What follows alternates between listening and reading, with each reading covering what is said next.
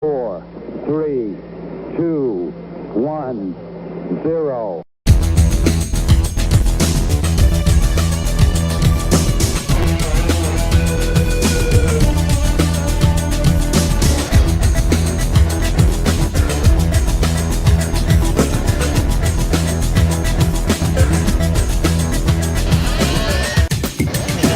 This is the Culture Clash. Liftoff. We have a liftoff.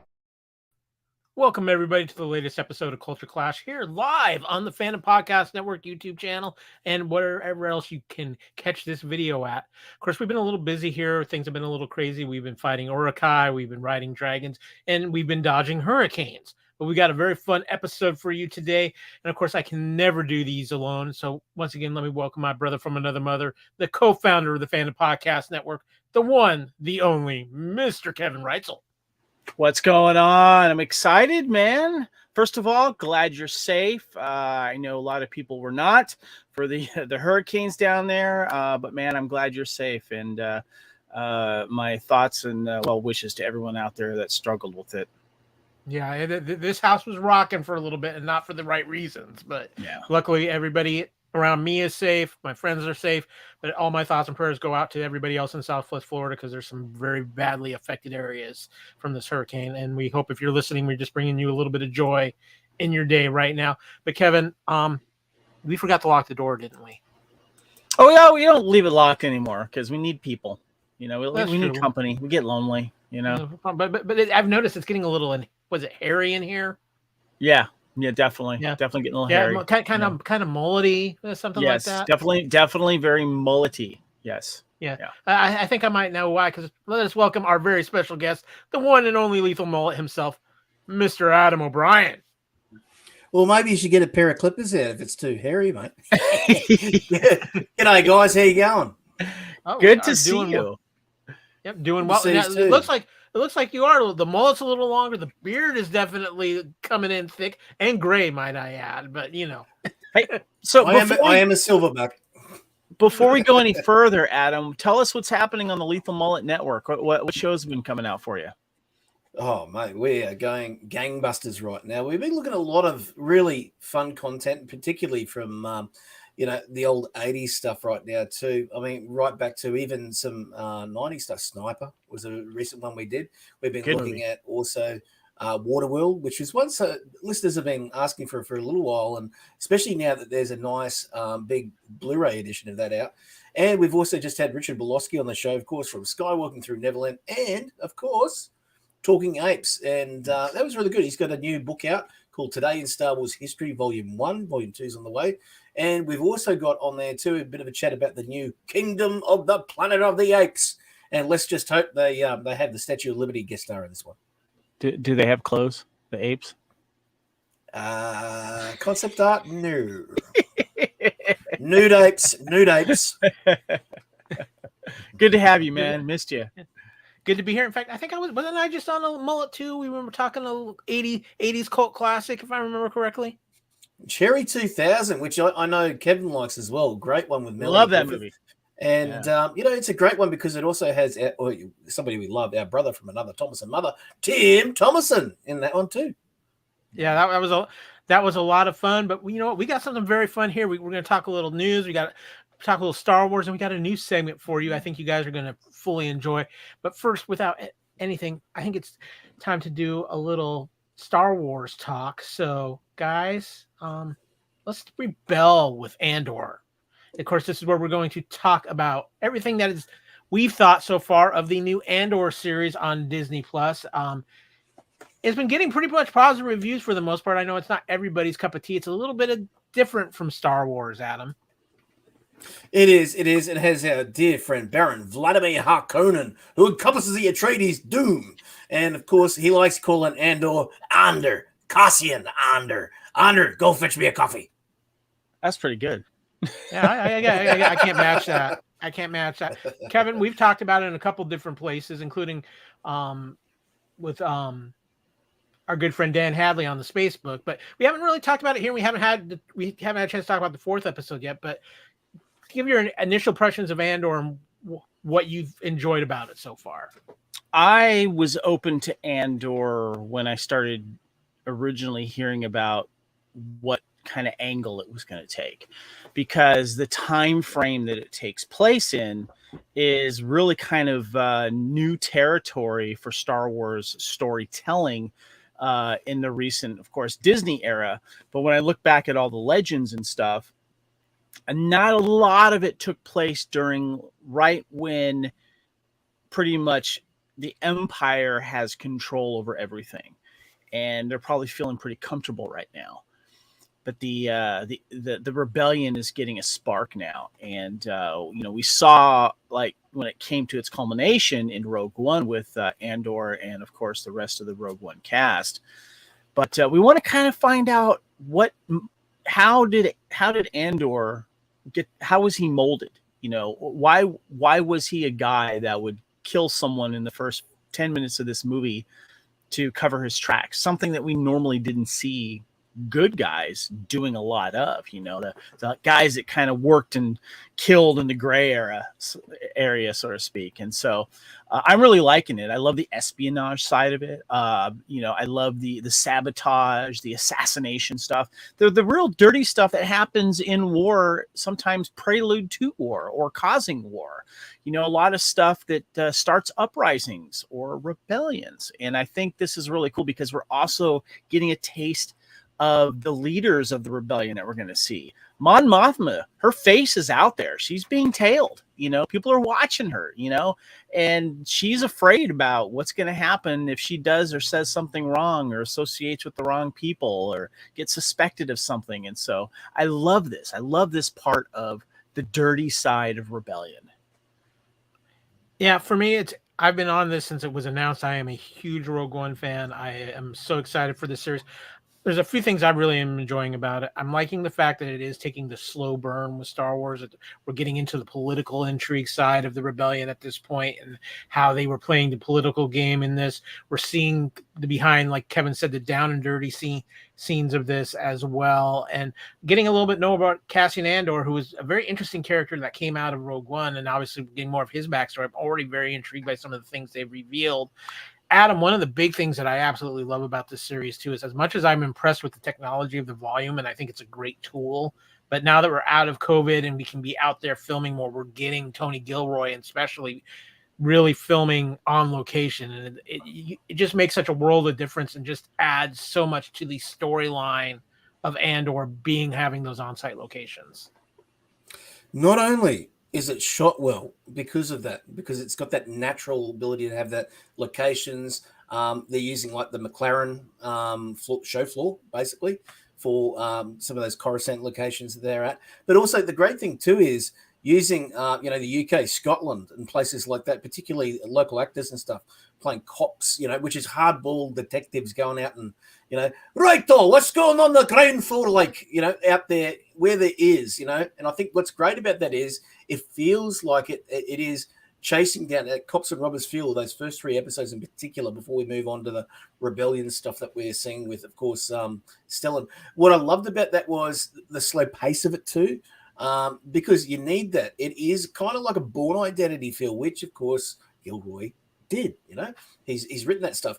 We saw that first episode where he basically gets taken out by the 2 cops when he's at the nightclub there or whatever, and taken out. And he says, look, I don't want anything. And it shows the reality of violence as well, which is something that none of the Star Wars films have done because they're, it's a romanticized mythical groundwork. Whereas in this is a very grounded, yet still mythical feel. The scripts of this, guys, you've got to agree, this is some of the strongest scripts they've ever done. The dialogue firing off each other in that media res, tension-packed way.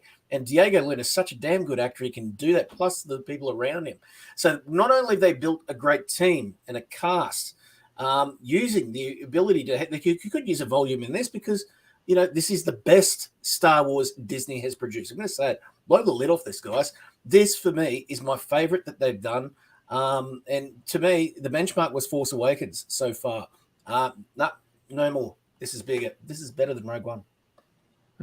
Kevin, one of the things I know we've talked about too is both you and I did see Rogue One in IMAX before we watched this series, and I think for me, and I've told a lot of people this, I think it's if you're going to watch Andor, watching Rogue One again before you start Andor is a definite thing to do because it really kind of gets you back into that feel of what they're doing, and it's a good refresher before we get into the world of Cassian Andor.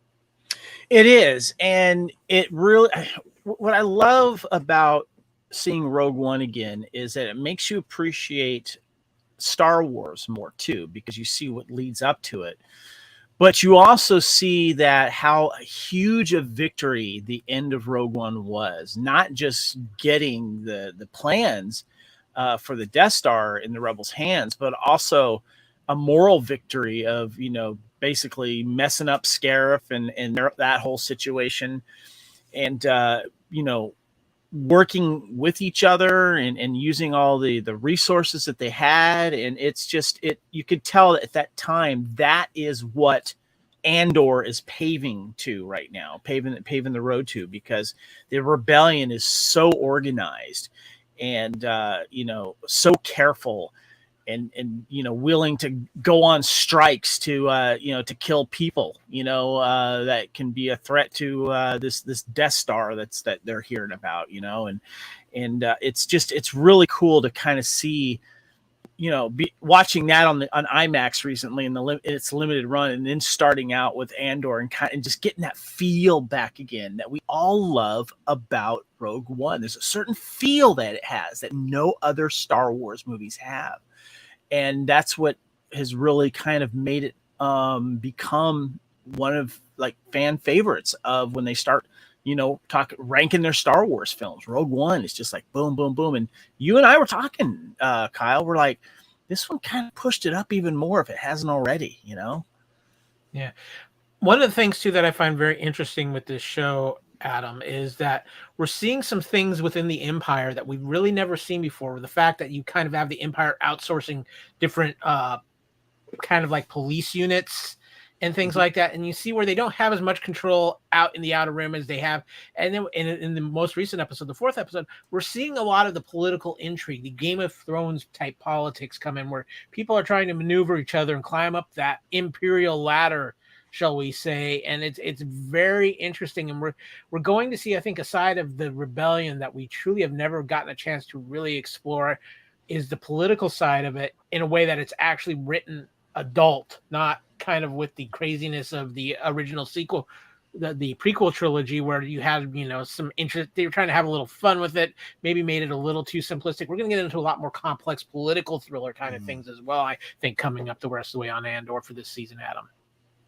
You bring up a very interesting point because, finally we have from the X-Wing series, the Rogue Squadron series, the ISB turning up here too, the Imperial Security Bureau. Now, this was always an interesting thing to bring in narratively as well, because, espionage is just front and center, as well as trying to go up the ladder. As you said, 100%, they're all plying at each other to try and get that top job.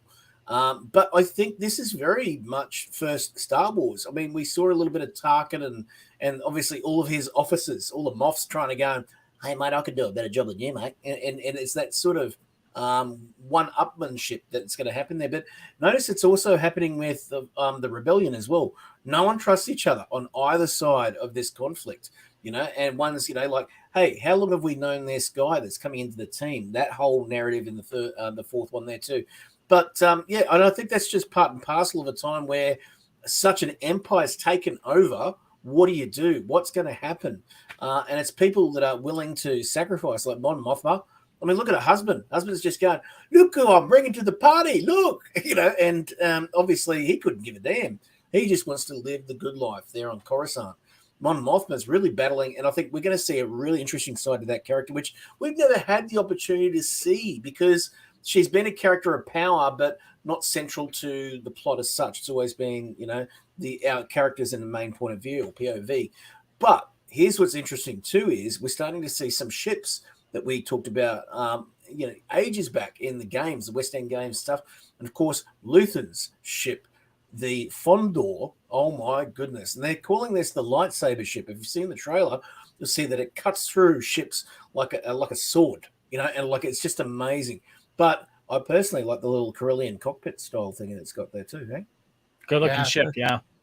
oh yeah, Kevin, one of the things that I find interesting too is because we talked about the political side of this too. It's reminding me a little bit of the remake of Battlestar Galactica, where the political side really, especially in the early seasons, played a lot as people were kind of positioning themselves for power within what was left of the human race at that point. But I'm really intrigued by this, Kevin. Yeah, the one thing, that has always been something that has been ingrained in human DNA is power. And whether it's recognizing it or enforcing it in one way. And that also creates, when it comes to movies and television, great intrigue. It starts with the prequel trilogy. If you think about it, with a lot of people were like, "Oh, I don't like the politics and blah blah blah," but it was important, even though it may not have been done exactly the way we'd want it. One of my favorite now non-canon books is Darth Plagueis. And that was such a great story about the political aspect of watching a young Emperor Palpatine before he's emperor. He's a senator even before that, playing all the parts. And so if you're familiar with the prequel trilogy, it takes place during that time, but you get to see the backstory, the backstabbing, the intrigue. And that's what I love about Andor, is that we're going to see that. And I like the fact that Adam brought up Mon Mothma, and that we're going to, see her doing stuff that we were kind of always curious about. And there's a weird side of me that really wants her to be in such danger that she has to take out some like Imperial snitch or something like that, because I love the fact that we find out that her driver's different. People at the bank are different. She can't trust anyone because she knows she's being watched. And I really want to see her get a little dirty and have to kind of like do something nasty that we're not expecting to see. Yeah, no, I'm really, really curious. I agree with everything you just said, Kevin, and you bring up some really good points. I'm really intrigued with the Mon Mothma subplot there. I don't think it's going to end well for her husband before this is all said and done. Yeah. Just calling it a hunch there. But guys, as we kind of wrap up our talk on Andor, I kind of want to give each of you a chance to talk about how you've enjoyed it so far and what in this season are you looking forward to developing. Adam, I'm going to start with you here. Two things. One, I definitely wanted Gilroy to push his strengths, which is building that chaos, because it really needs, and he's off to a good start. I mean, wow. I mean, we really have, I think, one of the more interesting plots, the fact that, it is, what do you call it? Pretty much like it's like Casino Royale to a certain extent, and Born Identity, where we're building the foundations of what a character will be. But also more Born Identity than anything, because Cassian doesn't know his background as much as he thinks he does. So I think we're going to see a little bit more of that in flashback. The flashbacks have done exceedingly well. But I also want a scene where the ISB do it just like Jason Bourne, and they go, "Oh my God, that's Jason Bourne." I want to see that classic scene where they realize who they're after. Once he's got his skills, once he's ready to rock and roll, he is going to be basically a secret agent. Yeah, I agree there. Kevin, what about you? What have you enjoyed, and what are you looking and most intrigued about going forward for Andor? We still have 8 episodes left. We got a 12-episode season here. Kenneth in the chat there actually touched on a little bit. He said the cinematography and the sound design is good. And I'm going to extend on that. I'm going to say the set design is fantastic. The costume design. And the thing that I'm looking forward to is the Imperial side of this and how they're going to react to it. When you think about Star Wars and what we've seen from the Imperials, we basically see Darth Vader, Grand Moff Tarkin ordering their underlings, and if they don't do it right, they get choked out, basically. We don't really see behind their curtain, and that's what we're seeing here, which is what I really like. Kyle? I agree with you completely. That's something I'm very much looking forward to. I'm looking forward to, as we bring in some from other familiar faces within the Rebellion side and some new faces in the Rebellion side, but we know we got Saw Gerrera coming, and I'm really curious with the dynamic of where he's at this point with Andor compared to where he was at Rogue One, and what's going to happen with him there and how that's going to reflect directions the Rebellion takes going forward. And we're given 12 episodes here, a lot of time at least television wise, to tell us a really good story as it arcs into the second season. And I think it's important too that it does touch on familiar stuff or characters that we've seen or heard of, and make the connections of bringing these other famous rebels together in one way or another. And I think that that's important as well. I agree completely. I think in closing for me too, the other thing is I really do believe this show is going to change, maybe going forward, how we see new Star Wars projects done. I think the Mandalorian's kind of, and Ahsoka are kind of set within that Filoni path right now, but I think other Star Wars projects going forward are going to have a little bit more of an edge to them, Adam. I think Star Wars is growing up a little finally. And it kind of is needed. I mean, there's so much Star Wars out there. I think you guys have put it up, and same with What a Piece of Junk Star Wars podcast the other day, guys. Really brought up the fact there's a bit of Star Wars out there for everyone. And I think this is definitely one for our age group. You know, this is more, if you're in the original trilogy stuff, this is even a step up in some degree for that, because I mean, that's what we watched as kids. This is a more adult show. And I think this is why, for me, I mean, my top franchise is Dune, and that's heavy on politics, but done the right way. And I think Gilroy's certainly taken a leaf out of the book. I mean, he hired Baron Vladimir Harkonnen. What more could you want?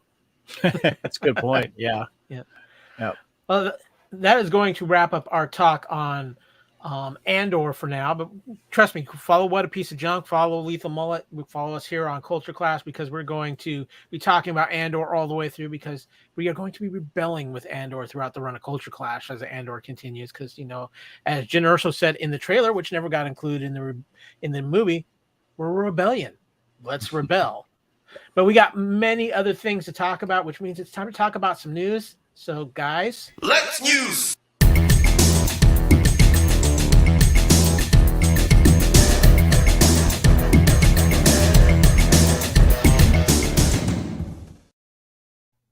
Kevin, your throat thanks me so much for having that cut now, doesn't it? Yes.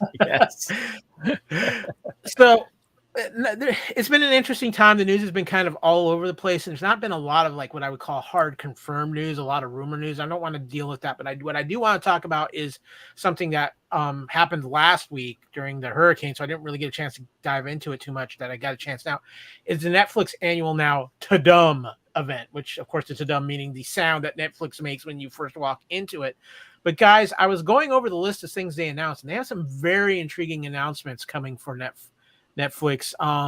One of the big things to me that stood out was Chris Hemsworth is returning with his Extraction series, as we are going to get a sequel to that film, which I really enjoyed that film. I thought it was something really good for Hemsworth and a nice new franchise for him to get into. Kevin, what about you? Are you intrigued by what they're going to do with a second Extraction film, or oh, totally. I really enjoyed this film. I love the fact that it was teased that he did, survive at the end of that wonderful fight scene on the bridge. And I forgot what I was listening to. It might have been the Ringerverse, one of the Ringerverse podcasts, but that at the time that was filmed, all the weapons had to be rubber. None of them had to have any mechanical stuff working. No blanks were shot. So all the firing that you see was all digitally put in afterwards, and the actors had to respond with recoil as they were firing them. And so I thought that was fascinating. And the fight scenes are just fantastic in that. So really good, gritty action in that. I'm excited to see that character return. I just hope we get a little bit more backstory with him. That would be interesting. Adam, I saw you shaking your head in a different direction when I brought up Extraction. I take it you weren't a fan of the first one? I wouldn't say it's bad, but I wouldn't say it's good either. I think it was just a by the numbers, very much what I've seen 100 times before on Netflix, and I mean, Hemsworth, he's great. I mean, in everything he does, and he does a great job in this one. I think it didn't grab me. I think that's fair. I would like to see Hemsworth really land a franchise outside of Thor, because I think he's incredibly talented. He's got some great comedic chops, which we've seen in Ghostbusters and the last two Thor films. But I would like to see him add another action franchise. I know he did the Michael Mann movie Black Hat, which kind of fell flat on its face. So I'm hoping that, I like the first one. I'm hoping there's some improvement here, and we go from there with Hemsworth. But I got to ask, I can't remember if you guys have said, did either of you watch Squid Game? Yes, yeah. Huge fan of it. Yeah. Well, now we got a while to it comes out, but Netflix did give a little bit of hints about Squid Game as far as they dropped some interesting things, an unreleased clip from season 1. Because I'm probably not going to Did see they it say in anything about a 2023. sequel, Kyle? We are getting a second season of Squid Game. Okay. And probably not seeing it till late 2023, early 2024, but we are definitely getting a second Squid Game season, and we are also getting a second Enola Holmes film. Millie Bobby Brown is back in that role, along with Henry Cavill as returning as Sherlock Holmes. I enjoyed this movie. I thought it was fun. I don't know if it was the greatest thing, but I actually am very intrigued by Henry Cavill as Sherlock Holmes. I actually liked him as Sherlock Holmes in this. Adam, did you see the original Enola Holmes? I saw the trailer and then I basically didn't watch it. Yeah, I think I'm a bit Sherlock Holmes out. I mean, there's Downey Jr. and then there's Doctor Strange doing it, and I think the best person that did it years ago was Mr. Michael Caine. I'd be more intrigued if he was Connor McLeod. I want to see that happen. We've waited long enough. No, I'm looking forward to this. I actually enjoyed Millie Bobby Brown in this. She did a little fourth wall breaking as this character. I think it was some fun, and I'm curious to see what they can do with this. Another thing I'm personally excited about too is the series Shadow and Bone finally is getting its second season released sometime early 2023. I thought this series had some interesting concepts in it. Did either of you watch Shadow and Bone on Netflix? No. I know some people who did. I know Matt Clifton did. He enjoyed it. Again, some interesting concepts in that. Looking forward to that. Something I'm very intrigued by, which will premiere on November 23rd, though, is Wednesday. The Wednesday Addams Show on Netflix, which has been getting a lot of hype. Have you been paying attention to this at all, Kevin? I have. I watched the trailer. I'm in. I can't wait to see the show. It looks dark. I was hoping it would be out before Halloween time, but I guess we got to wait a little bit longer. But I'm in. I'm a huge fan of the Addams Family, and I'm very curious to see Wednesday in school creating havoc. Yeah, Adam, of course, Tim Burton's behind this as well, and we've got some very interesting cast in this as well. As I believe you have Catherine Zeta-Jones playing Morticia Addams and Luis Guzman playing Gomez Addams as well. So there's some star power within this show as well. Can't go wrong with the cast. The cast is fantastic. I mean, if it's Tim Burton, you know what you're getting with Tim Burton. You know, he has that tone, that setting, that look. But I mean, Louis Guzman. I mean, who doesn't want Louis Guzman in your movie? And by the way, Star Wars, Louis Guzman, get him a role. Exactly. Good call. Yeah, there we go. One thing I'm intrigued by, but I really haven't seen a lot about it yet. They did announce that they are doing Guillermo del Toro is doing a live action version of Pinocchio. I'm always interested whenever Guillermo does something because you know it's going to have at least an intriguing look and a feel to it. So I'm kind of curious of what he's going to be doing that. Another thing that I'm interested in is, and this is a show I've been meaning to try to get into because it's gotten a lot of positive hype.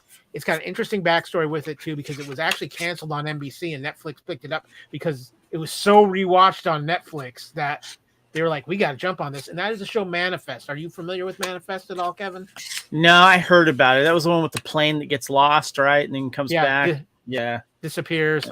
Yeah. Like I said, they pulled huge ratings on Netflix as far as rewatchability. I knew it was popular. Yeah.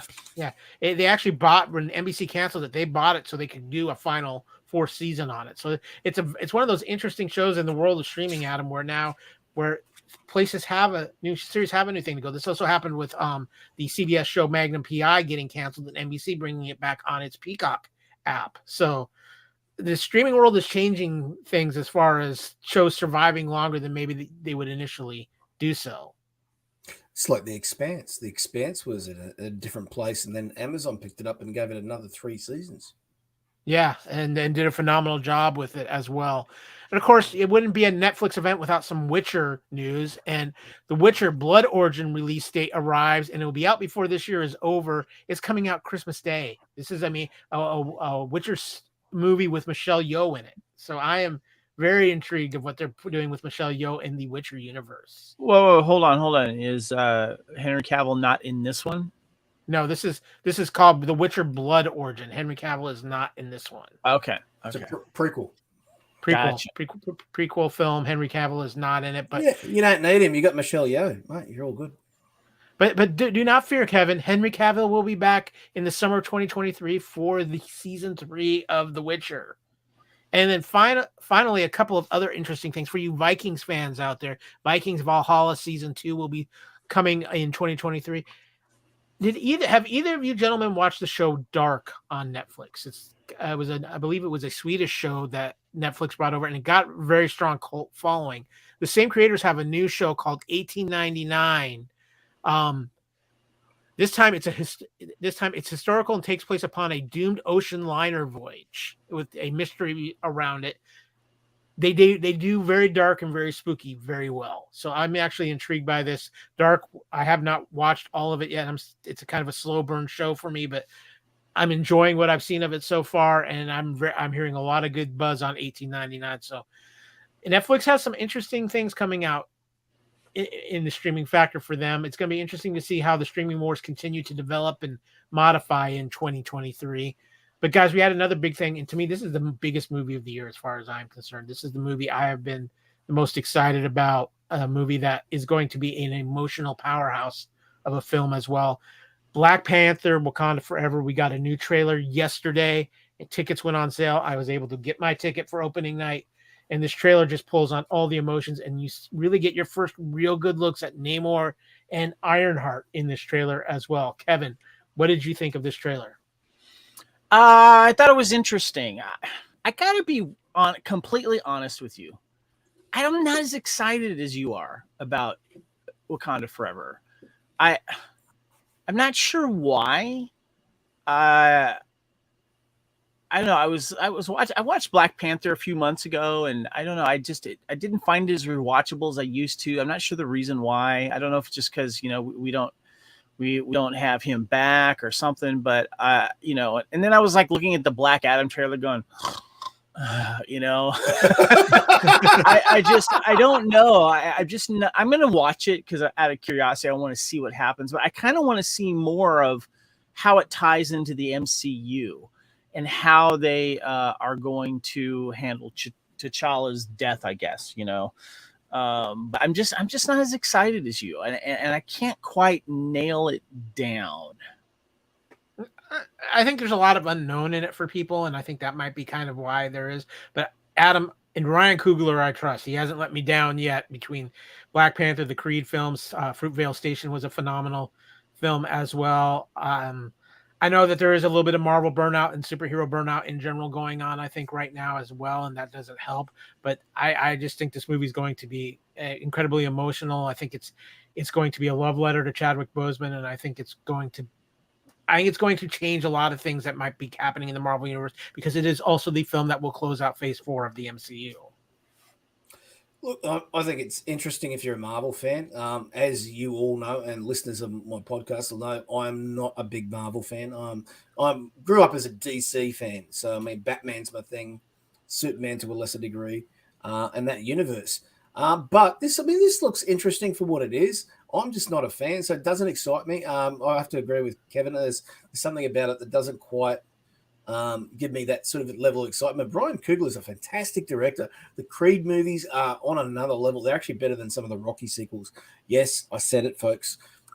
He's a better director than Stallone was on some of those movies because he just seems to get drama right. Like, he gets the character interactions right, the right level of the fighting in it as well.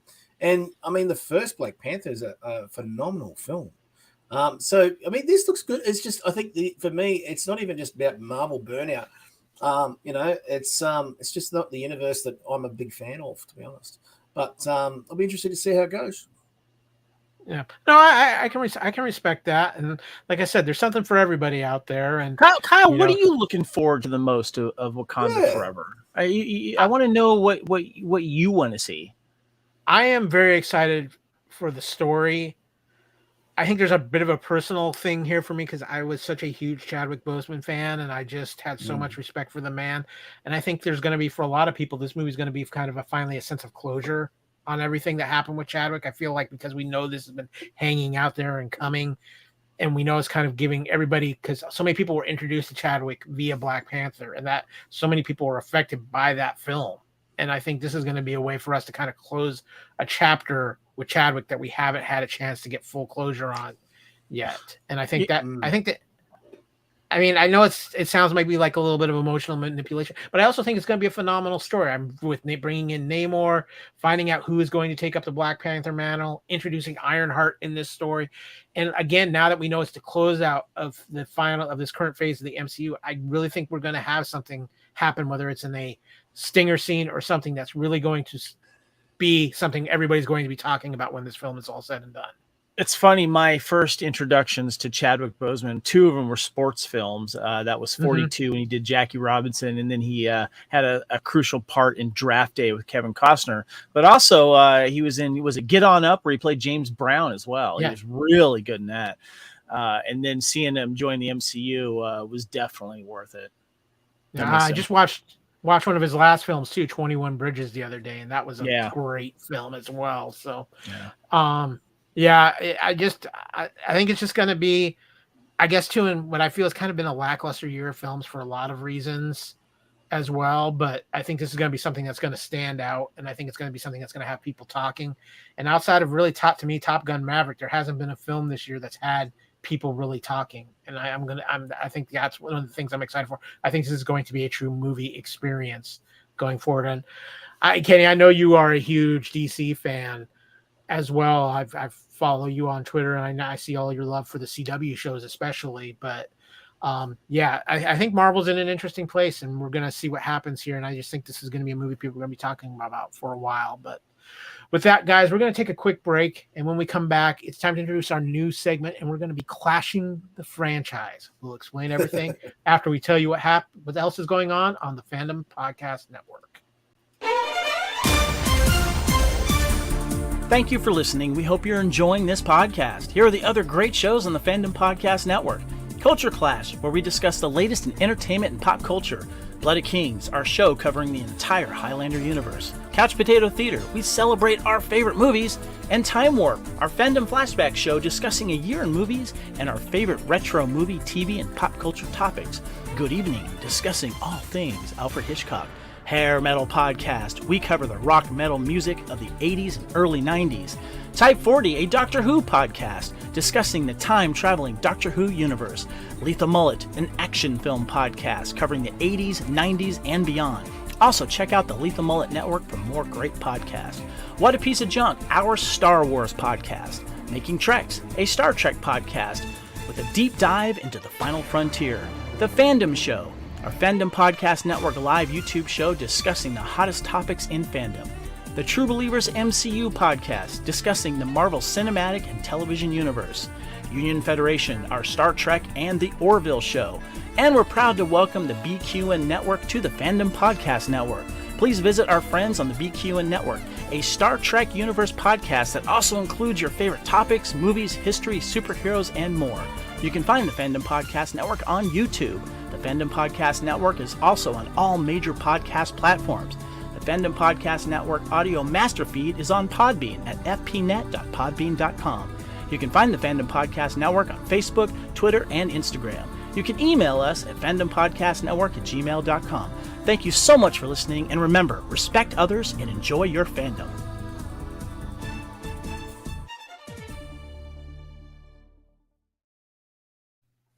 And welcome back to this Culture Clash Live. Of course, I'm glad to be joined by Mr. Kevin Reitzel and, of course, our very special guest, the Lethal Mullet himself, Mr. Adam O Brien. But we got a little something new here on Culture Clash, something I've kind of made up here along the way, and I call it Clashing the Franchise. We're going to take a franchise that maybe has some news going on or something kind of interesting that happened to it. We're going to talk about what brought that conversation on. We're also going to talk a little bit about the history of that franchise, and then to kind of talk about what we would like to see happen with the future of this franchise. And the franchise we're going to be clashing first and foremost with is a classic one, and one that is perfect to have the Lethal Mullet himself here with. And it's not Deadpool, but Kevin's right. It is Predator. And of course, why is this franchise getting clashed? Well, first of all, it's a classic franchise, especially for a lot of us of the 80s, but because it also was a very big topic back in August with the August 5th release of the straight to Hulu film Prey, a movie nobody quite wasn't sure how was this going to work. Predator on going straight to Hulu. What was going on? And Kevin, I think for a lot of us, it was a pleasant surprise as an addition to the Predator franchise. Oh yeah, it was a fresh take. It was well done, and it took place a couple hundred years ago. So you get you get these Native Americans doing their thing with their weapons and hunting, and then you get a predator, basically, that you also see his technology is a few hundred years old, which is great. And you just see some really good cat and mouse, and you learn a little bit. There's a little bit of throwbacks or little kind of teasers to the original movie, even the second one. And it was just done really, really well. And our lead actress just killed it, literally. Adam, for the Predator franchise, is something that falls right into that main line of the Lethal Mullet podcast. We had to have you on to talk about this franchise and this movie. I know you liked Prey. How did you feel coming out? Were you surprised? Did it exceed your expectations for it? I have very high expectations for Predator movies, and it's hard because I think a lot of the time when you look at what we've had a stellar first film. It's a classical Arnold Schwarzenegger movie, but it's also a man on a mission film, and that's what made not only Predator franchise successful. It's been how many different clones of it. A classic one and a good one is Dog Soldiers. That's a perfect idea of the same thing. Facing a horror that they didn't realize was, and a military expedition or men on a mission in this case. Now, Prey, I think, is interesting because for me, it falls more into Alien territory. It's a slower burn, but done correctly for the pace that it is and for the time, the era. It isn't the pace of Predators, which is probably the third best, I would say, after Predator 1 and Predator 2. I don't even rate the AVP films in this mix. But Prey is really interesting. Prey is one of these ones where, they went back to the drawing board and said, okay, what made the Predator effective? And first of all, it's like Jaws. Don't show it too much, right? Yeah. I think, to be honest, they probably showed it too much in this film because the more you show something, the less scary it is. And by the time we got those, the hunters in the mix a little bit later in the film, it was kind of like, yeah, no, you guys have gone a bit too far with that. The terror's taken away. They wanted to show off their effect and obviously the makeup and stuff like that of that amazing design. It's interesting. I actually do like the redo of it. That feral predator design is quite good. But for me, they were going for that Revenant feel because it really does feel like the Revenant at parts. Yeah, very much so. I want to give you guys just a brief history I found on Wikipedia here as far as Prey goes. When 21st Century Fox was sold to the Walt Disney Company, the future of the series was called into question. But Bob Iger did confirm that certain properties would remain R-rated. In December 2019, Dan Trachtenberg was announced to be developing a film under the working title of Skulls, with a script from Patrick Azon set during the American Civil War. In November 2020, it was revealed that the project was actually a fifth film in the Predator franchise. Trachtenberg indicated that he had been working on the film since 2016 with the intention to market the project without any references to Predator at all. The Walt Disney Company produced the project through the 20th Century Studios banner. In May 2021, Amber Mid-Thunder was announced to star. In late July, the title was shortened to Skull before officially becoming Prey in November. And of course, it was released on August 5th, 2022. The brief synopsis: Naru, a skilled Comanche warrior, striving to prove herself as a hunter, and finds herself having to protect her people from a predator, as well as from French fur traders who are destroying the buffalo her people rely on for survival. Adam, you brought it up. You very much of the Revenant. Kevin, I think this is one of the things I really enjoyed about this film was we got a little hint of the Predators having come to Earth in earlier times in Predator 2, and this kind of finally followed up on that. And I really love the fact being kind of in the Great Plains in this time where we don't have a lot of technology on planet Earth. I think it really complemented this film and made this film stand out as something unique for the Predator franchise. Yeah, it teased, the second one teased that the Predator species has been around, and they've been all over this galaxy and obviously been around for a very long time, and that we were teased that They have visited Earth before with the end of Predator 2, and we get to see that come to life in this movie in a very cool and very effective way. And I see what Adam is saying regarding not showing too much of it, and doing that way. And the first one really kind of set the tone for that. But I think there comes a time, like with Predator 2, that what the Predator looks like. It's okay to, in my opinion, to expand on that. And, I think they did a good job, a good balance with this one because of, as Adam said, the feral predator having to also have the technology in some ways work against him and just be the man beast that he is. And it's just mano a mano, so to speak. And, you want to, as a viewer, once the secret's out and you know what they look like, you want to see what's next. You want to see how else they're dangerous than the fact that they can be stealthy. What if you're just one-on-one with this creature and there's no technology hiding any of you? And that's what I liked about this movie. The Predator had to be, had to rely on his instinct and his skills and go against someone else the same way without hiding in plain sight, without the technology of the shield thing or whatever it is. And that's what this did well. Adam, one of the things I really liked about this film too, and I want your take on this, is the way they storyboards it feels like it's the first time the Predator has actually come to this planet, because what you see from this Predator is him basically slowly hunting any predator on the planet he comes across, whether it's a snake, later a wolf, a bear, until he finally confronts humans.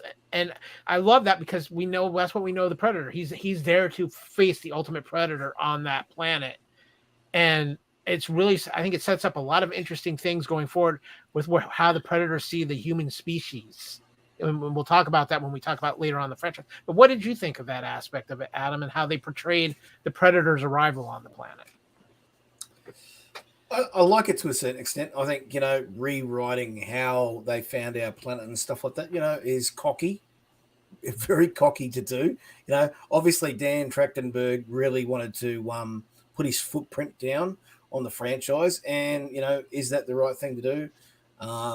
It's a pretty hefty thing to do on a franchise that's so beloved, particularly when you've got a film like Predator itself. Like, it is such a benchmark, but at the same time it's a damn good storyline. Having this be the first time it's come down, have it link into Predator 2, obviously, with the ending. So, he straddles the line. There's a lot of fans that didn't like this movie, but there's also a lot that like that it opens up the lore. And the person I love is that it takes out one of the storylines that's freaking ridiculous, which is AVP. Bye. Kevin, we would be remiss if before we get into talking about the history of the franchise, I need to bring up Amber Midthunder, because this young lady steals this movie. She's phenomenal in it, and she has one heck of a career ahead of her.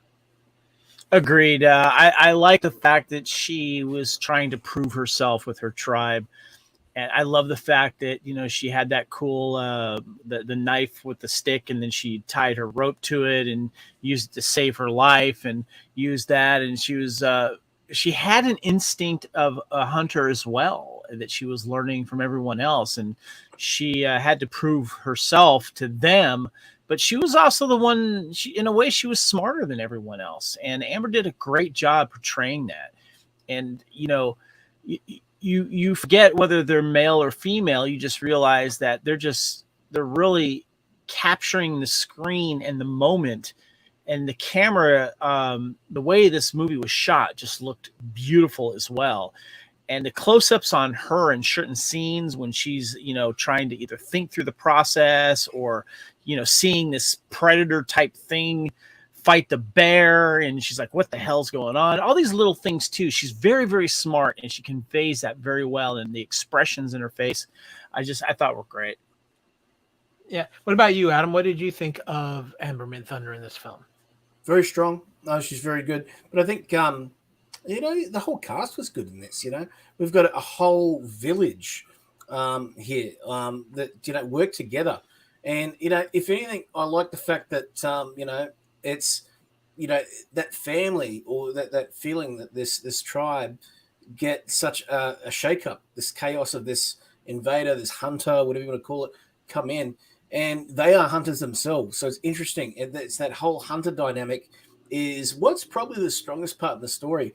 And she truly becomes a hunter by the end of the film. She's got obviously the smarts, as you mentioned. She's incredibly intelligent, probably smarter than any of the guys that are out there doing it. And she uses that cunning, and that's how she outsmarts the predator. The predator is pretty dumb, really, because he's relying, as Kevin mentioned, on his technology. And once that gets put away, what is it? He's got to go back to the primal beast. And that part's very interesting too, because that's just brute strength versus intelligence. And unfortunately, eventually, like any martial artist will know, you run out of strength after a while. You get tired, but you don't up here. Yeah. I think she was phenomenal. I think she nailed this role, and I'm really looking forward to see what she has in the future. But guys, let's continue our clashing of the franchise. Let's take a quick look at the franchise history of Predator.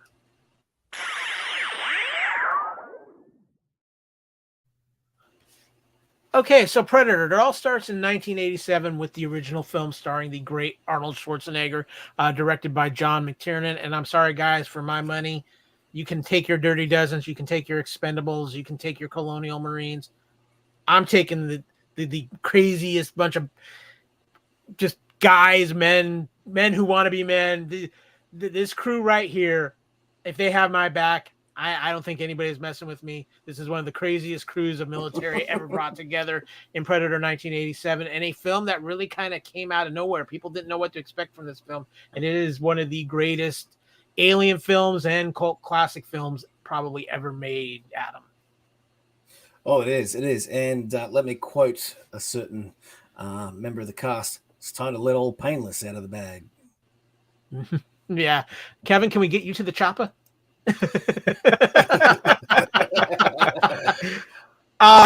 Sonny Landham's the best in that. Billy, he said it all. We all gonna die. Yeah.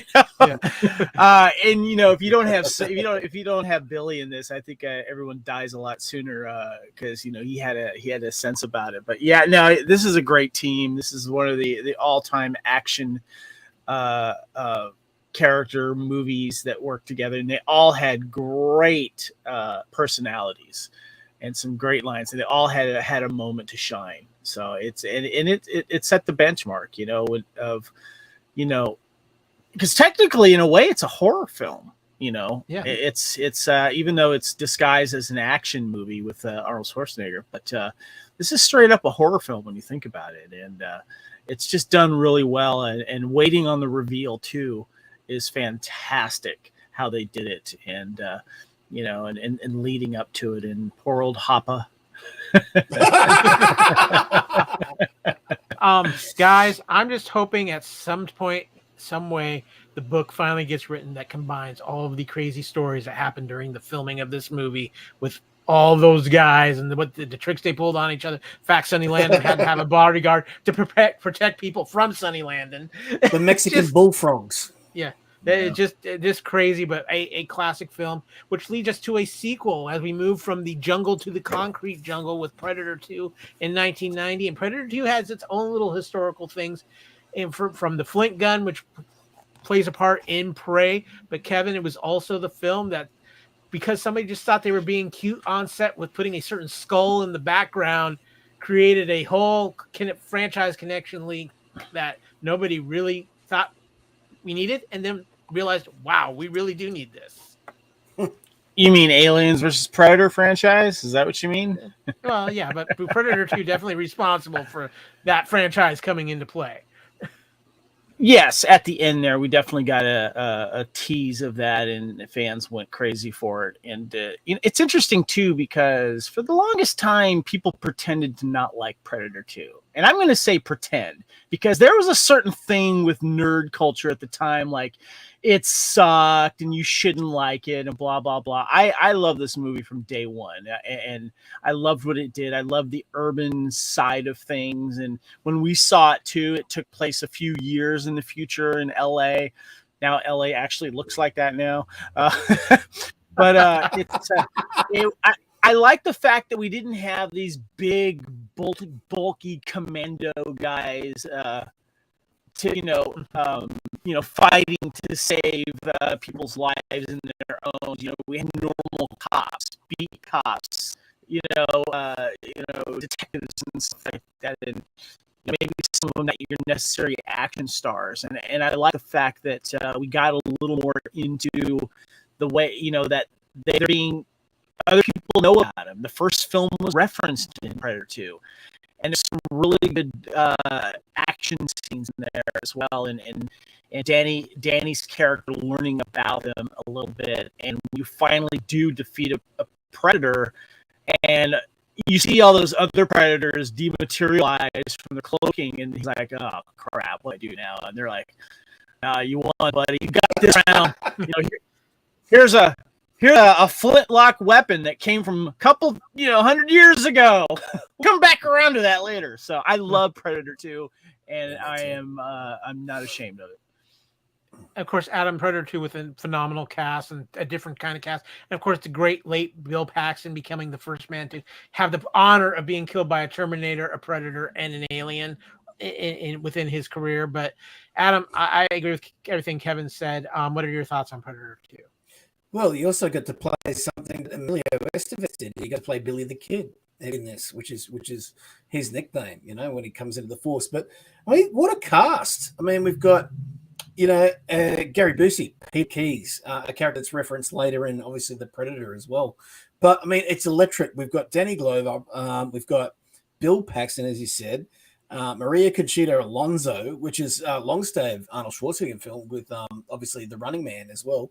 But the one I like is the background characters too. We've got Ruben Blades playing Danny Archuleta, old Danny boy, and then we've got Calvin Lockhart plays one of the more interesting ones. His character's referenced all the way through until finally Danny Glover has to track him down. King Willie will see you now. Like when he goes and basically all of them don't know what the Predator is. But of course we've got also from Die Hard Rob Darby, and you also have Adam Baldwin in this as well. Adam Baldwin, yeah. I had a whole new respect for the Jamaican Street Gang after this film, too. Guys, we had a little bit of a breakup from the Predator being on our screens almost 14 years before it would return on the big screen. As we were just speaking of and Kevin mentioned, Alien vs. Predator in 2004 and also Alien vs. Predator Requiem in 2007. To say these movies have a very mixed review would be something to maybe be kind. But Kevin, you recently revisited these films not that long ago. Yeah. Here's my evidence. Got this right here. I bought this at Amoeba Music down in Hollywood just so I get caught up on these again. It's been like 10 years since I've watched these. And I'll just say right now, the sequel, Requiem, it's crap. I had trouble getting through that. It's shot very dark. It is not a good film. But I'm going to defend Alien vs. Predator, the first one that came out a little bit. I actually enjoyed watching this. Paul W.S. Anderson film as well. Sanaa Lathan was really good in this. Is kind of like the this scientist person that they brought in here. And Lance Hendrickson, of course, is Charles Bishop Whalen. And they go to, it's very kind of X-Files movie as they go to Antarctica because there's a pyramid that's built down there. We actually learn about the culture a little bit more when it comes to the Predators and, of course, a little bit about the aliens as well. And there's my favorite scene is when, the Predator respects Sanaa Lathan's hunting ability and realizing that they have a natural enemy that they can work together and fight the aliens, and how he kind of like brings her into the tribe of hunting aliens and uses the alien end of the tail, the little bit of alien blood on it to mark her face. It's like, a tattoo type of thing, and how he hand makes a weapon spear out of a freaking alien tail and gives her the skull of the alien because he shows her that the blood doesn't affect the alien outer shell. I thought that was cool. I totally forgot about that. And there's some really good fighting scenes in there, especially towards the end of the Alien Queen. I think it gets overlooked because we really got let down with Requiem. I'm going to defend Alien versus Predator. I really enjoyed that film. Skip Requiem. Mr. Mullet, your thoughts on the Alien versus Predator franchise? It's a perfect film to itself if it wasn't an Alien versus Predator film. The only Alien versus Predator I will enjoy is the original comics from Dark Horse Comics. Those were actually really well done. And I mean, Planet Rushi, if I remember right, it was out far enough away and it was not preposterous enough like the story that we did in AVP. Now, Paul W. Anderson, one of my favorite filmmakers, obviously he's done Event Horizon, some great films, Soldier, obviously a side sequel to Blade Runner. You can't go wrong, right? And plus, it's got Colin Salmon in it, pretty much number 2 to 007, and the run obviously back in the old days. So, and I think honestly, Sanaa Lathan knocks that out of the park. She's a really strong lead. She's always been interesting in the film TV that she does, but in this, she has a respect to the Predator in this, which I think is just fantastic. As I hold the film, if you rank it in here, I just can't put it with the other movies. It is too much removed from it. And the whole background of them coming to pyramids and all that. Absolute hogwash. The most ridiculous storyline I've ever seen with this franchise.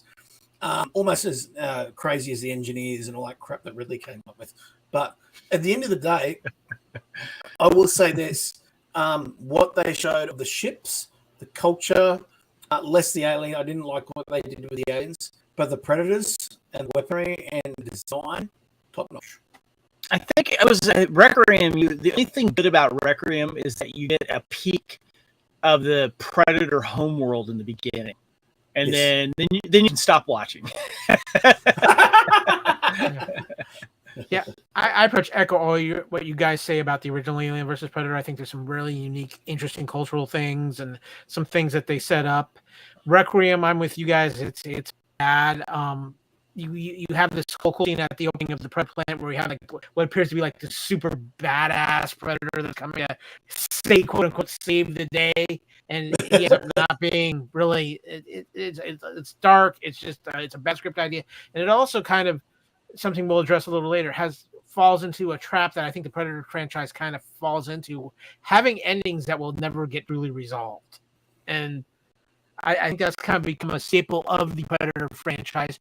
And it becomes very obvious when we talk about the next film, which is a film many people love, and that was the proper return of the Predator or Predators. And this is Predators 2010 with a phenomenal cast in it. I'm just going to read the quick synopsis. A group of notorious mercenaries and murderers find themselves kidnapped and transported to an alien game preserved jungle planet. They have to learn to work together in order to fight off a band of super predators and other alien creatures stalking them and fighting a way off of this world. Adam, I love this movie. I love this cast. This is one of my favorite entries into the Predators franchise.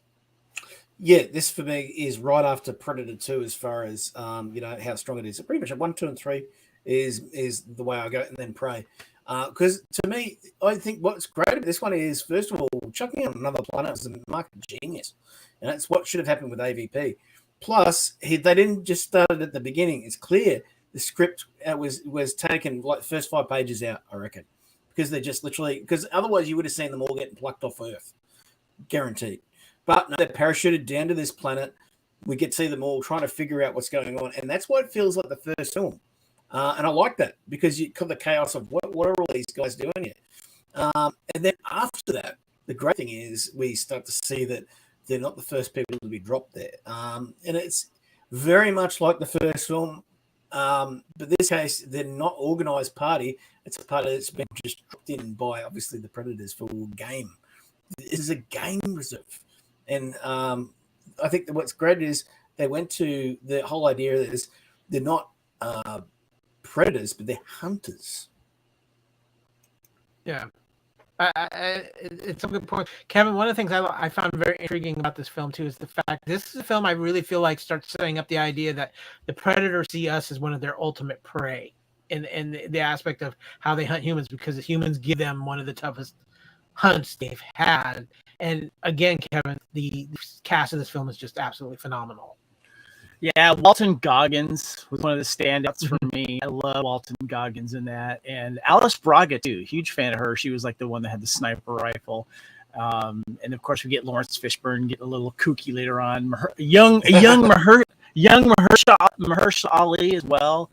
And and then we had Louis Ozawa as as Hanzo, the silent warrior that we had there. Danny Trejo doing Danny Trejo, of course. But I like the addition of Topher Grace, because you think that he's like a doctor. So he's like, okay, the predators are like, well, let's bring a doctor down there to help them heal up their wounds so we can continue fighting them. And then you find out later, like, nah, dude's a serial killer. I love that.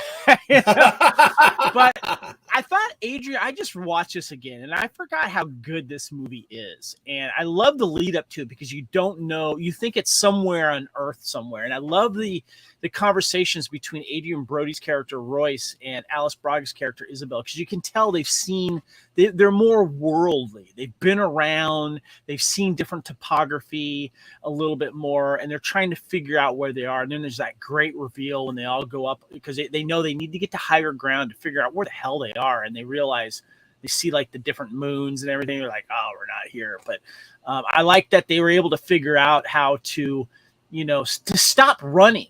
Let's find out who's hunting us. Let's go after them and set up a perimeter and some traps and stuff like that. Kind of like returning to what the original Predator plot was, when they realized, like, let's try to trap this guy. Let's figure out who's hunting us. Let's hunt them back, type of thing. And I just forgot how good this movie was. If I had one problem with it, is how it ended. I wanted a little more of what happened next type of thing. They really kind of left us hanging, or at least have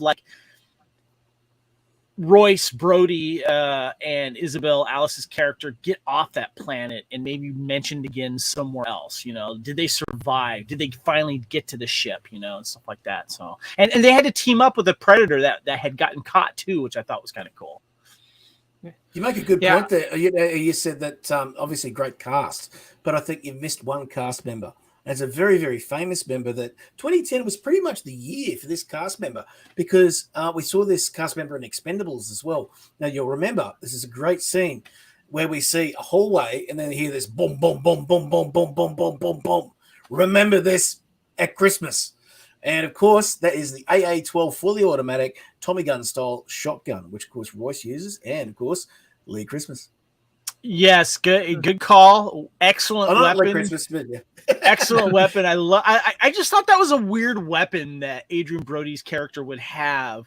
I would accept him having some type of assault rifle or something like that, but he's like, nah, I'm a shotgun dude. I love this movie for the cast. I love the variance in the cast. Having Topher Grace there, Kevin, I think is a great casting. I was, Adrian Brody in the leading man of an action film is not something I would have expected to see at this point, and he pleasantly surprised me. Dude got swole, man, too. He got all buff. I'm with you, Kevin, and I think this is something that started even back in the earlier Predator films. It's kind of that dangling plot line after the film had happened, and I think that's become something of a problem. But Kevin, there was one knock I had on this film, and it's something you and I have had many discussion about.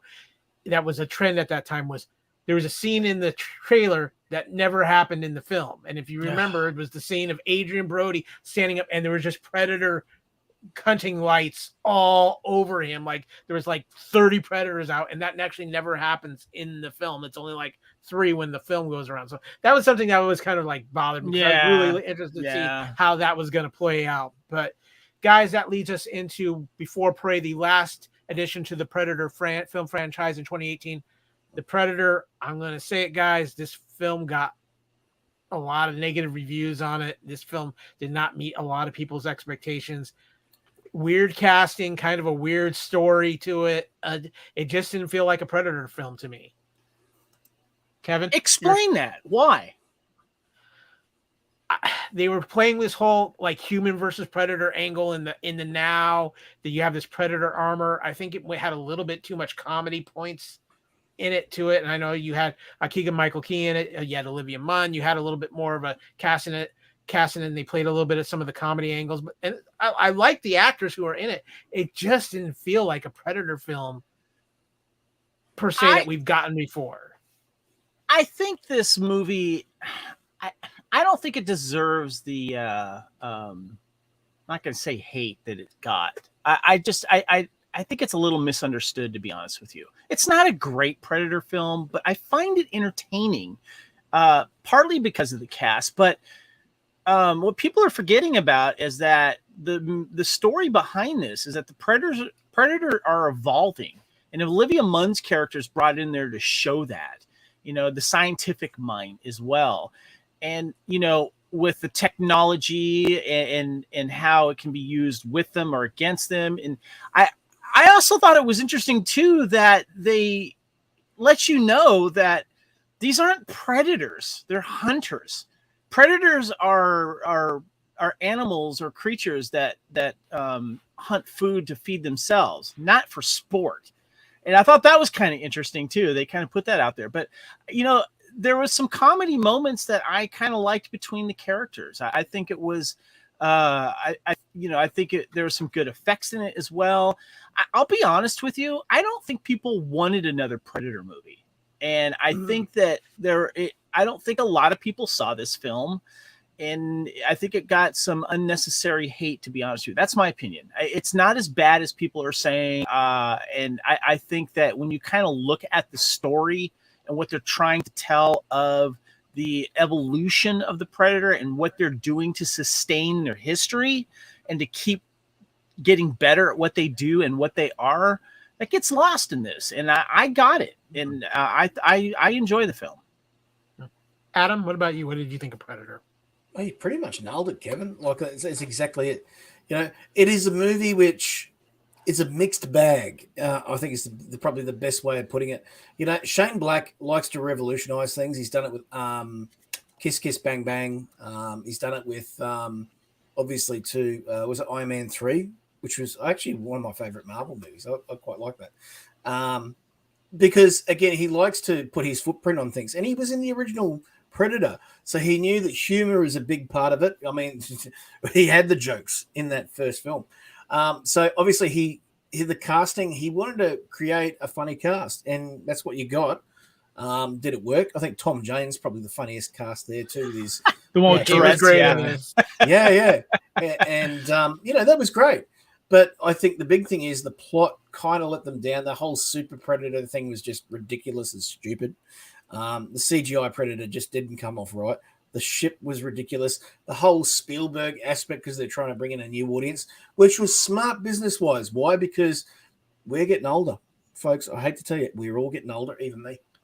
And the thing is, that means you need fresh blood in to keep this franchise going if you want more movies.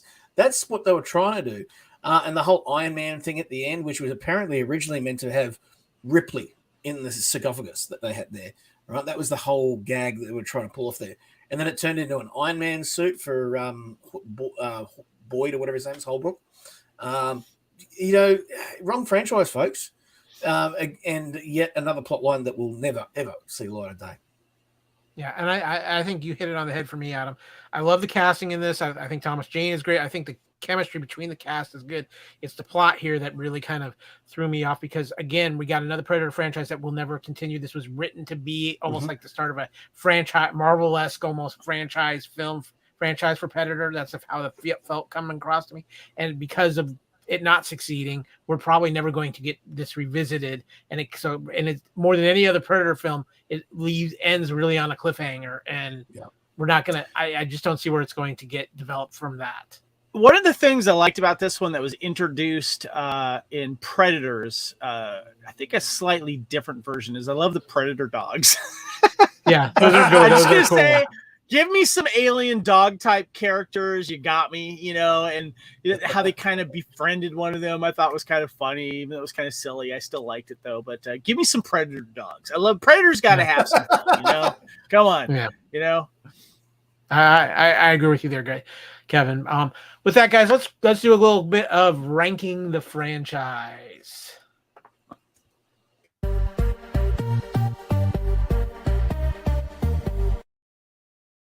Okay, real quick, we're just going to go around the horn and give us your rankings of the Predator films franchise. Mr. O'Brien, you kind of let yours cat out of the bag a little bit earlier, but go ahead and tell us how you rank the Predator film. Predator, Predator 2, Predators, Prey, and The Predator. Mr. Reitzel. Wow.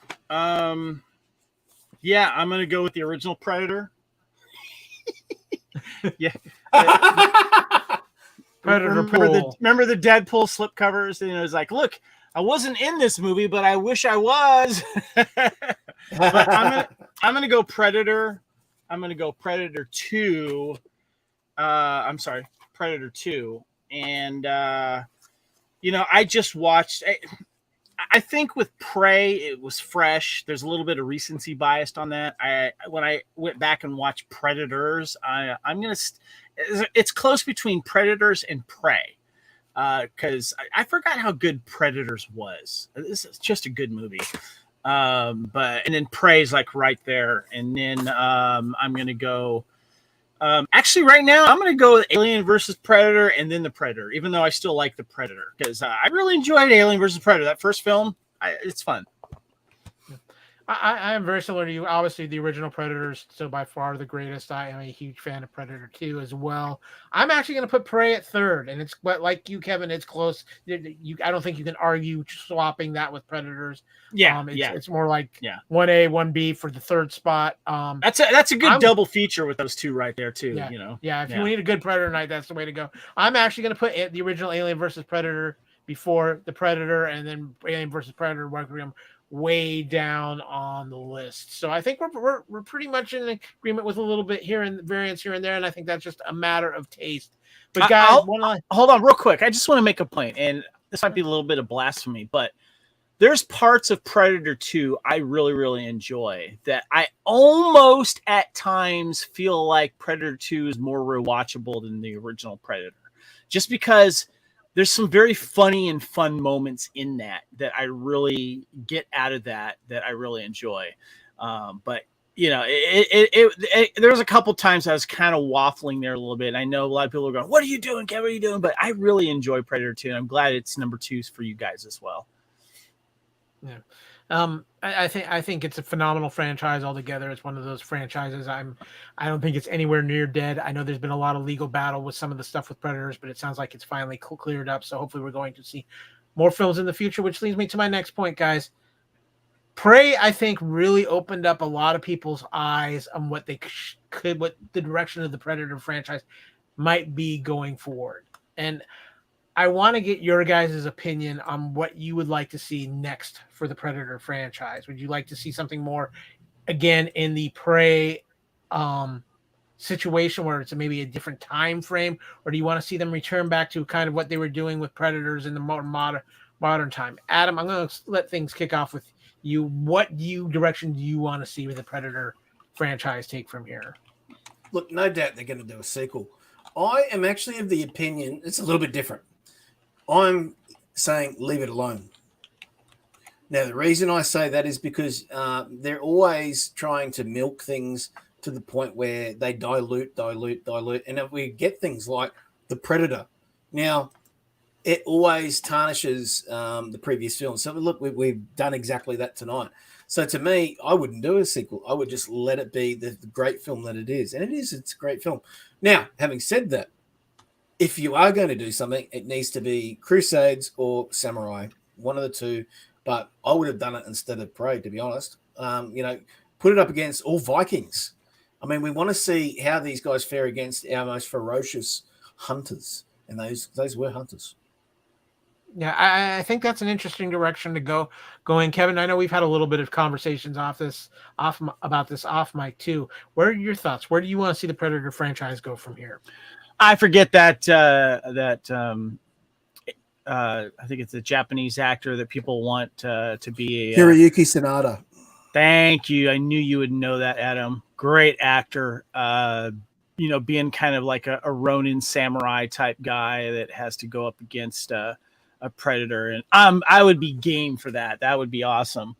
I don't need to see a sequel to Prey, but obviously we love the Predator. And, it's funny too, because when I was rewatching the Alien versus Predator films, you end up rooting for the Predators against the aliens. They're that, because there's a certain honor with them, there's a certain culture with them. And we've been teased so much to what that is to a certain degree. I honestly want to see like an origin Predator movie. Some people are like, no, I don't want to know too much about the Predators. They're just great as they are, blah, blah, blah. But we've seen enough of them now. Let's go back. What makes them tick? Why are they what they are? Let's see their hierarchy. If anything can be salvaged from Predator versus Requiem, take us to that planet, because in Predators we just get a game reserve planet. It's not necessarily their home world, but I want to find out more about them and why they are who they are. I would love it if we went back and saw them and had them get in a war with another alien species, not necessarily aliens, but find out what, it's kind of like finding out what Mandalore is. Why are they the way they are? Why are they warrior-like? I want to see other species that they've had to deal with and stuff like that. Just go way back. Let's define them and find out why they are who they are. I think those are all very good points and very intriguing points.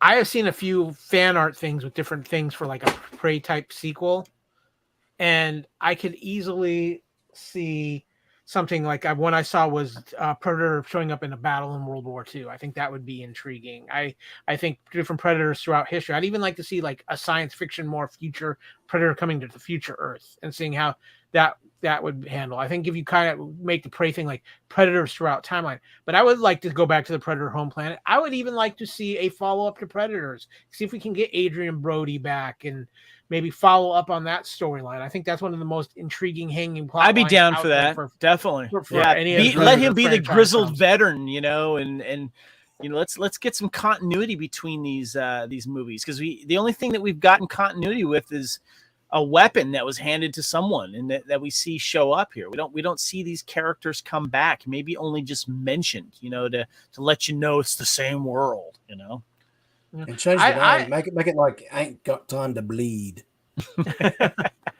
But I mean, I think Dan Trachtenberg really did open up some interesting concepts that could be for the future of the Predator franchise with Prey, and as far as what they could bounce around to different time frames with, and I think that could be very intriguing. But like I said, I'd love to see it in the future. Maybe a human lands on the Predator's planet or something like that.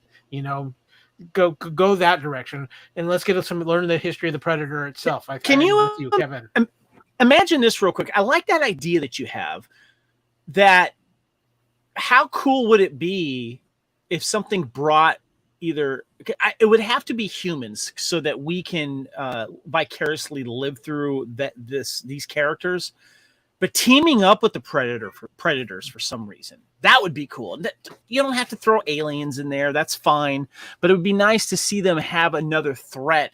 And I mean, this is where I want to learn more about cultures between them and seeing them possibly working together, Adam. I mean, and it could be set up to where they're trying to figure out who these predators are because they have fought them before. But what if they work together against something that was a much bigger threat, or something like that, and they learn each other's cultures? It's obviously you always want them fighting, and you want to see humans win against the predator, and you always end up having that happen. But I just really think the predator culture needs to be fleshed out more, the backstory. You only have to look at Dark Horse Comics and, what NECA are doing with the figure lines.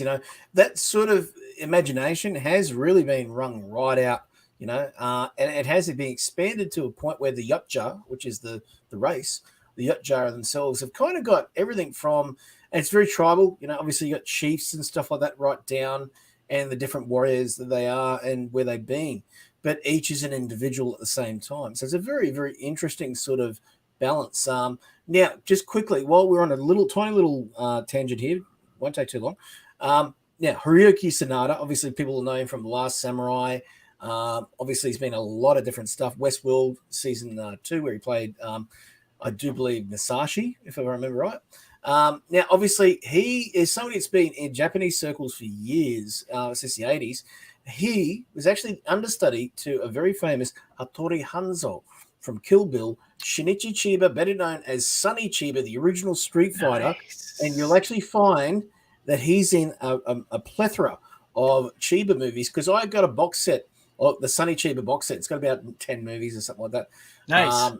And there's one called General Samurai, which I will cover on Lethal Mullet soon. You guys need to see it. It's a time-traveling army that goes back to the samurai times. They have to go army versus samurai. It's hilarious. Assault rifles. That sounds entertaining. You imagine. And of course, Sanada is in a lot of these ninja ones that he did back then too. And you'll remember that Tarantino's talked about a few of these, like Kage no Gundam, Shadow Warriors, and stuff like that, when these were in its height. But he learnt what he learnt from Sonny freaking Chiba. Nice, very cool. Great, man. Thanks for the info, man. That's cool. On that note, I don't think I can top anything more after Adam drops that kind of knowledge, Kevin. No, we're done. Yeah, we're done. With that, guys, it's time to wrap up this live edition of Culture Clash.